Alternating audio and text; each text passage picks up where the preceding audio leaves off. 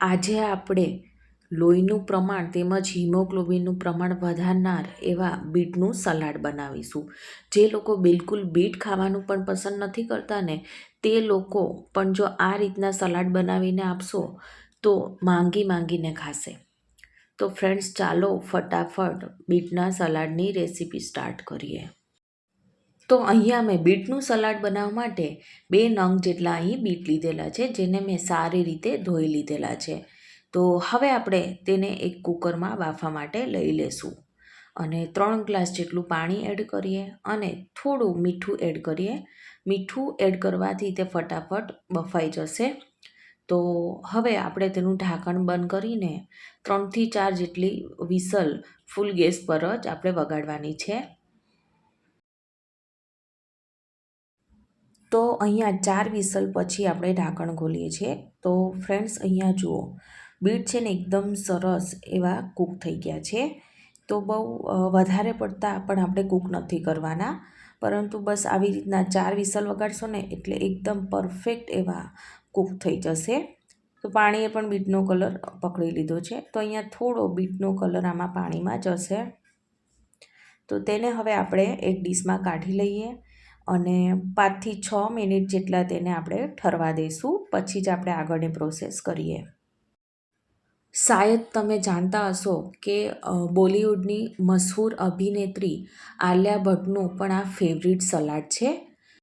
બીટમાં રહેલા મેગ્નેશિયમ અને ફોસ્ફરસ તેમજ બીજા ઘણા એવા પોષક તત્વો રહેલા છે કે જે આપણને ચરબી મેલ્ટ કરવામાં મદદ કરે છે.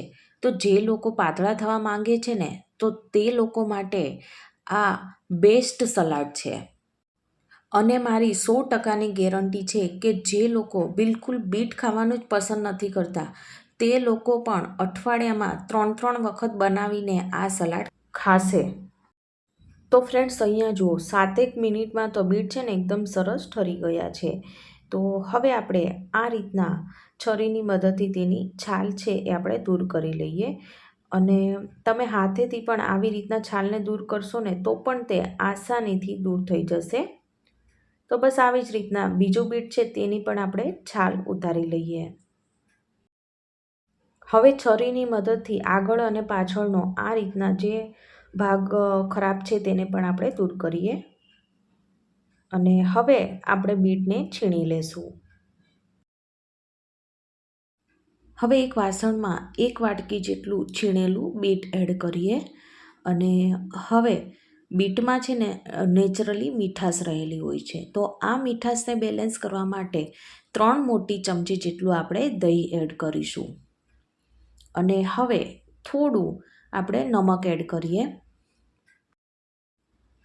અહીંયા હું અડધી ચમચી જેટલો ચાટ મસાલા પાવડર એડ કરી રહી છું અને તેની સાથે સાથે અડધી ચમચી જેટલો મરીનો પાવડર એડ કરીએ. તો ફ્રેન્ડ્સ, આનાથી ટેસ્ટ છે ને ખૂબ જ સરસ આવે છે. તો તમે મરીનો પાવડર અને ચાટ મસાલો જરૂરથી એડ કરજો. અને હવે ફ્રેશ કટ કરેલા લીલા ધાણા એડ કરીએ. ચમચીથી એકવાર બધું સારી રીતે મિક્સ કરી લઈએ એટલે મસાલા, બીટ અને જે કંઈ દહીં છે એ પણ સારી રીતે મિક્સ થઈ જશે. થોડી વારમાં એકદમ સરસ બધું મિક્સ થઈ ગયું છે. તો હવે આપણે તેનો વઘાર કરી લઈએ. વઘાર કરવા માટે મેં વઘારિયામાં 1/4 ટીસ્પૂન જેટલું તેલ ગરમ કરવા માટે મૂકી દીધેલું છે.